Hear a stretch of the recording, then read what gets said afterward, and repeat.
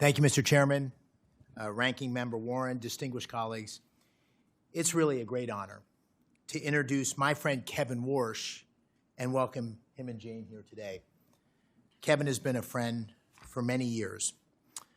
Winston Churchill observed that for great leaders there comes, and I quote, a special moment where they are figuratively tapped on the shoulder and offered the chance to do a very special thing.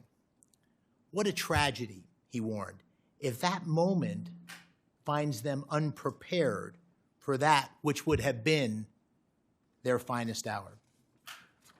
Colleagues, I'm here today to assure you, as someone who knows Kevin and who knows this institution, that Kevin Warsh could not be more prepared for this, his finest hour. There's no one more fitting, no one more qualified to face this consequential moment as the 17th chair of the Federal Reserve. Now, I'm not going to belabor Kevin's academic and professional record. They speak for themselves. Instead, I'd like to tell you about a man who Dina and I worked with decades ago and who has been someone I've called a friend for almost 30 years.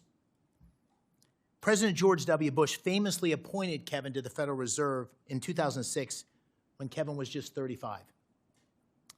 He was the youngest appointed board member in history. But President Bush saw in Kevin what I believe you will see in him with your questions today. Wisdom that belied his age, now deepened by experience. A moral clarity even in the most turbulent of times. A sharp and independent intellect, further strengthened by decades immersed in unforgiving global financial markets. And a deep, honest understanding of how the decisions made in the marble hallways of Washington affect the lives of hardworking Americans.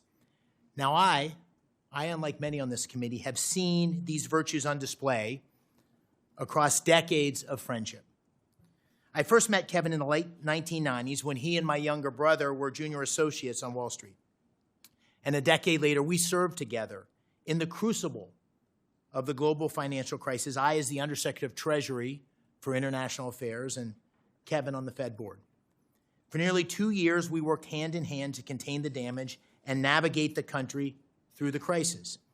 And I know that then Chairman Ben Bernanke relied heavily on Kevin during those turbulent times, and I did too.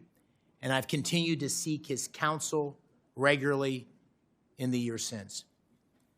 Now, Kevin came to Washington all those years ago as an outsider, an idealistic young man determined to serve his country, one who has succeeded beyond all expectations. And he returns today as the ideal candidate to lead the Fed at this most crucial juncture. If confirmed, Kevin will inherit a Federal Reserve in need of repair and confronting serious uncertainty, an overextended balance sheet, a poor record on inflation, and a weak understanding of the profound opportunities offered in today's economy. He is uniquely suited to confront these challenges. He brings a reformer's heart. He will shake up a stagnant institution at a time when change is sorely needed. He possesses a deep understanding of markets and is trusted by leaders across the financial industry. But he equally understands the real economy. Born and raised in upstate New York, he knows from personal experience how the actions of the Fed can change the lives of working families. It's no small thing. It's no small thing to know firsthand how an increase in gas prices or mortgage rates or an uptick in unemployment affect everyday Americans. The Federal Reserve must not be ruled by pointy-head economists poring over outdated models and reams of market data. It needs a leader. It needs a leader who understands that the Fed's mandate of stable prices and maximum employment serves a higher purpose, the preservation of the American dream. Now, colleagues, Kevin Warsh has lived the American dream. I know in my heart he will always fight to keep that dream alive for all Americans. He is the right man for this pivotal moment, and I urge you not to get caught up in the politics of the moment and support his speedy confirmation. Thank you, Mr. Chairman. Support journalism you trust. Support PBS News. Donate now, or even better, start a monthly contribution today.